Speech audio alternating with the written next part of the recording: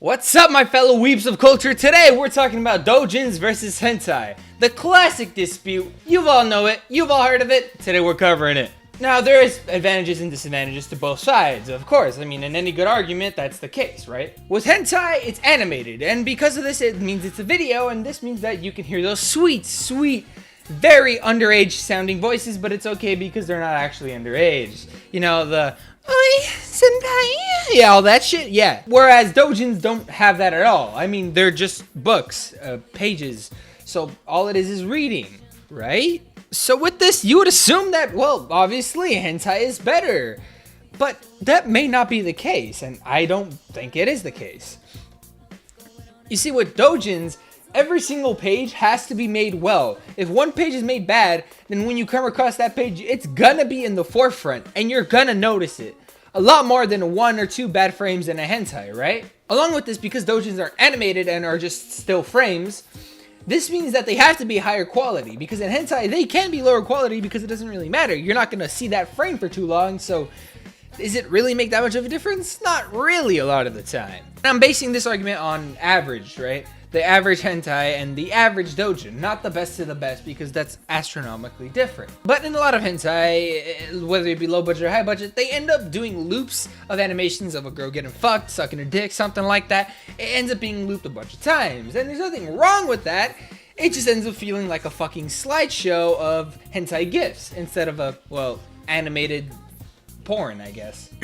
Whereas in dojins, every single page has heart and soul in it, and you can tell how much the artist cared. And I don't know why, but that makes it so much hotter. Which, it's kind of weird saying that out loud, but you know, it kind of makes sense. In dojins, you can jack off to every single fucking page, and in some hentais, yes, you can jack off to every single frame, but not most. A lot of them have very blurry frames or just not high quality. So what ends up happening is that every separate frame in a hentai ends up being very subpar, whereas in a dojin, every single page ends up being magnifique and fat material. Now, of course, yes, you're missing out on the, oh yeah, when you're reading a dojin, but I think it can be supplemented.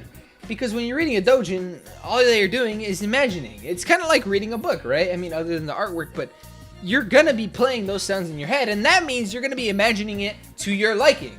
So if you have any actual imagination, dojins are the way to go. They're the new wave, I'm telling y'all. And hentai? Hit that shit up, bro. Now, don't get me wrong, I'm a hentai guy as well. I love me some hentai. I mean, hell, one of my favorite animes is Interspecies Viewer, and half of that is pretty much just hentai.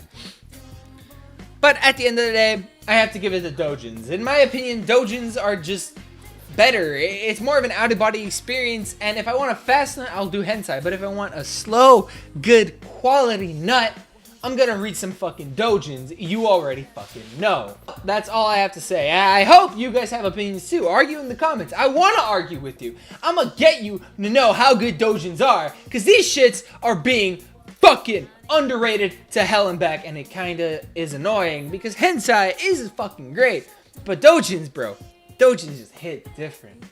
Yuki, out!